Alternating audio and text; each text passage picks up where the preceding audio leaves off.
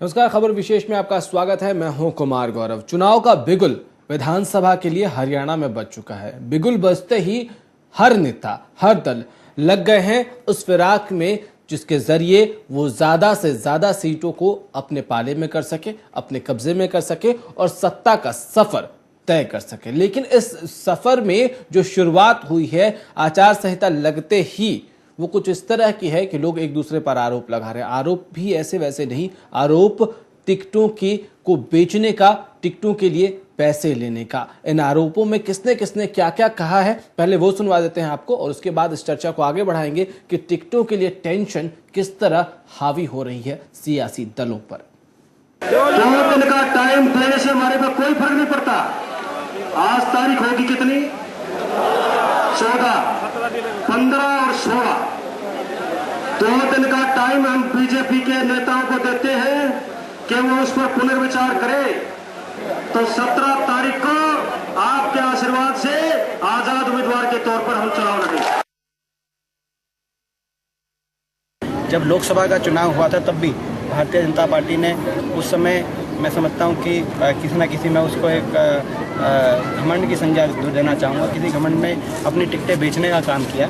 और ये सर्व जगत जाहिर है कि इस प्रकार की बात लोकसभा चुनाव में देखने को सामने आई। या विधानसभा चुनाव में भी टिकट वितरण हुआ है, वहाँ भी वही चीज़ दोबारा से बीजेपी दोहराने का काम किया। मैं समझता हूँ कि इस तरह की राजनीतिक गिरावट और राजनीतिक आचरण हमारे प्रदेश के, देश के भविष्य के लिए अच्छा नहीं है। मैं समझता हूँ टिकट मिलना एक ऐसा विषय होता है, उसमें बहुत से लोगों को नाराज़गियाँ होती हैं। हर एक अपने कार्यकर्ताओं को हम संतुष्ट नहीं कर सकते। ये पॉपुलैरिटी की निशानी है पार्टी में कि एक सीट पर 10-10, 15-15, 25-25 लोग कॉम्पिटेंट हमारे अवेलेबल हैं। आज हमारे लिए बहुत खुशी की बात है। किंतु जब 20-25 लोग हैं, उनमें से एक का चयन करना है तो डिससेटिस्फेक्शन स्वाभाविक है। हमारा घोषणा पत्र लगभग तैयार है और उसको हम रिलीज करेंगे, बहुत बड़ा फंक्शन करके आपके सामने लाएंगे। चलिए, तो टिकट्स की अनाउंसमेंट के पहले, अनाउंसमेंट के बाद क्या क्या टेंशन्स पार्टी को, पार्टी के बड़े नेताओं को झेलनी पड़ रही है, उस पर आज हम चर्चा करेंगे। हमारे साथ बलराम शर्मा जी हैं, वरिष्ठ पत्रकार, अनूप अहलावत जी हैं, बीजेपी नेता, और गीता भारती जी हैं, कांग्रेस नेता। आप तीनों मेहमानों का बहुत बहुत स्वागत है। सबसे पहले गीता जी, आपसे सवाल पूछना चाहूंगा कि आपकी पार्टी ये आरोप लगा रही है कि बीजेपी टिकटें बेच रही है, क्या आप ये मानती हैं? ये बिल्कुल सही बात है। इन्होंने जो ये काम किया है, बहुत ही गिरावट का काम किया है, राजनीति के हिसाब से भी और सामाजिक हिसाब से भी। कैसे, आपको कैसे पता कि टिकटें बेच रहे हैं? ये इनका खुद के बंदे ही कह रहे हैं। नहीं, आप कैसे कह रहे हैं? मुकेश शर्मा जी भी कह रहे हैं और हमने भी देखा है, जो लोगों की बातें आती हैं सामने। कितने में बिक रहा है ये टिकट? इन्होंने ये 1 करोड़ से लेके 5 करोड़ तक के अपने रेट रखे हुए हैं। जो लालची लोग हैं, जिनको पैसे नहीं मिले हैं, वो दोबारा पार्टी से छोड़ के भाग रहे हैं। अहलावत साहब, ये रेट सही बता रही है, ये रेट गलत है? देखिए गौरव जी, सबसे पहले तो मैं ये कहूँगा कि जब प्रतियोगिता ज़्यादा होती है तो आकांक्षाएं उसके साथ साथ हावी हो जाती हैं। 20 से 25 उम्मीदवारों में से पार्टी एक को टिकट देती है तो असंतुष्ट लोगों की जो संख्या है, जो बाकी 20, 22, 24 जो असंतुष्ट लोग रह गए, उनमें स्वाभाविक रूप से मतलब इस तरह की झल्लाहट कह सकते हैं आप, इसको डिससेटिस्फैक्शन कह सकते हैं, ये आना स्वाभाविक है। और जो अति महत्वाकांक्षी लोग हैं वो इस तरह के बयान दे रहे हैं और टिकटों की खरीद फरोख्त की बात कर रहे हैं। और मैं गीता जी के बयान पे कहना चाहूंगा कि अगर रेट तय होते और उनको पता होता कि वहां दुकान सजी है टिकटों की, तो मैं समझता हूं कि गीता जी सबसे पहले उस लाइन में सबसे आगे होती टिकट लेने में।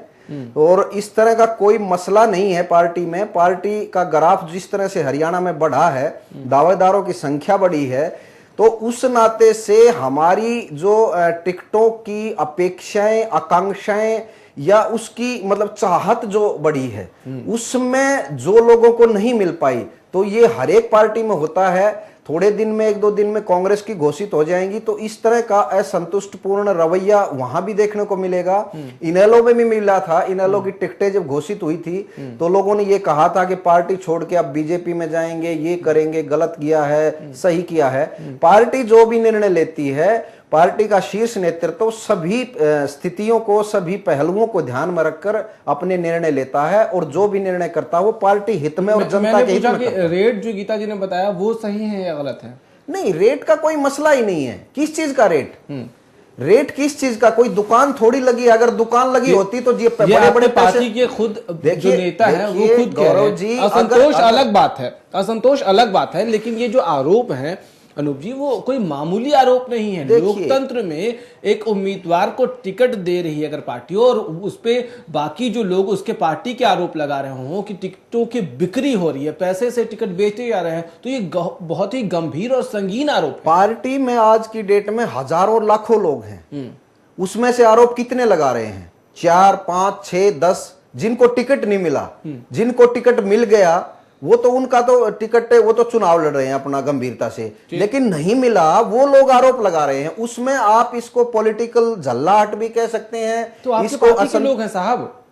जी, वो आपके पार्टी के लोग हैं? हाँ, हमारी पार्टी के लोग हैं, लेकिन वो असंतुष्ट हैं, टिकट मिलने से नाराज हैं। और इस तरह की नाराजगियां, मामूली नाराजगियां हर पार्टी में होती हैं। मुझे बताइए कि ये कह रहे हैं कि मामूली नाराजगी है, असंतोष है, असंतोष में पार्टी का कोई कार्यकर्ता, पार्टी का कोई नेता ये कहे कि पार्टी टिकट बेच रही है, पैसों से टिकट बिक रहा है, तो ये कितना गंभीर है? गौरव जी, ये जो आरोप है बड़े गंभीर आरोप है। मैं तो इसमें मांग करता हूँ चुनाव आयोग की तरफ से कि जो लोग बयान दे रहे हैं कि 4-4, 5-5 करोड़ में टिकटें बेची जा रही हैं, बेची गई, उनके बयान को गंभीरता से लेकर उस पर जांच होनी चाहिए। अगर जांच में दोषी कोई भी पाता है टिकट बेचने के या टिकट नहीं बेचने के, और एक दूसरे पार्टी ने अपने ऊपर मानहानि का दावा भी करना चाहिए। अब ये जो आरोप लगा रहे हैं इसकी गंभीरता से जांच होनी चाहिए। बिल्कुल गंभीरता से जांच होनी चाहिए, क्योंकि आरोप ये आरोप लगाना एक आसान बात होती है। और मैं अनूप जी की इस बात से भी सहमत हूँ कि जब जिस व्यक्ति की टिकट कटती है, अब कुछ लोग नफी सिंह राठी का ही जिक्र कर लीजिए, आपने नफी सिंह राठी को दिखाया, सांसद दीपेंद्र हुड्डा जी को भी दिखाया कि भारतीय जनता पार्टी की यहाँ टिकट बेची जा रही है। अब कुछ दिन के बाद, 2-3 दिन के बाद जब कांग्रेस की टिकट सूची जारी होगी, उस दौरान सांसद दीपेंद्र हुड्डा को शायद ये बात कहनी पड़ेगी कि यहाँ नहीं, कुछ लोगों को टिकट नहीं दिया गया, इसलिए वे आरोप लगा रहे हैं। गीता जी, मुझे एक बात बताइए कि आपकी पार्टी को मालूम है कि बीजेपी टिकट बेच रही है, ऐसा आप कह रहे हैं, तो ऐसे में अरविंद केजरीवाल और आम आदमी पार्टी की तरह आप भी क्यों नहीं स्ट्रिंग कर लेते हैं? स्ट्रिंग करके फिर मीडिया के सामने, जनता के सामने, इलेक्शन कमीशन के सामने रखिए, बेनकाब हो जाएंगे चेहरे और इससे आपको फायदा भी होगा आपकी पार्टी को चुनाव में। नहीं सर, वो तो बेनकाब होंगे। जिस तरह टिकट के बंटवारे को लेकर बीजेपी में बगावत बढ़ती जा रही है, वो आप लोग सारा, तो ये गारंटी आप यहाँ इस मंच से दे सकते हैं कि जिस दिन आपके टिकटों का अनाउंसमेंट होगा उस दिन आपके खिलाफ कोई नहीं जाएगा? आप में तो पहले ही बगावती सुर इतने तेज है कि कई बड़े नेता छोड़ के जा चुके हैं। सर, प्रजातंत्र है, कोई किसी के खिलाफ जा सकता है। अगर तो ये बात फिर भाजपा के साथ भी लागू होती है। लेकिन जो आज ये दिखने को मिल रहा है कि ये पार्टी छोड़ छोड़ के जा रहे हैं, तो ये अच्छी बात तो नहीं। ये नहीं है कि टिकट नहीं मिला तो आम आदमी अपने काम से मुकर जाएगा। सबसे ज्यादा कांग्रेस के लोग ही छोड़ के गए हैं। गीता जी, मुझे एक बात बताइए, मैंने सवाल पूछा कि अगर आपको मालूम है, कांग्रेस को मालूम है कि बीजेपी में टिकट बढ़ रहा है, तो आप स्टिंग क्यों नहीं कर लेते? आप कुछ इस तरह के सबूत लेकर क्यों नहीं सामने आते? ये हवाई हमले करना या सिर्फ बयानों के तीर छोड़ने से ज्यादा बेहतर होगा कि आप कोई सबूत के साथ सामने आए।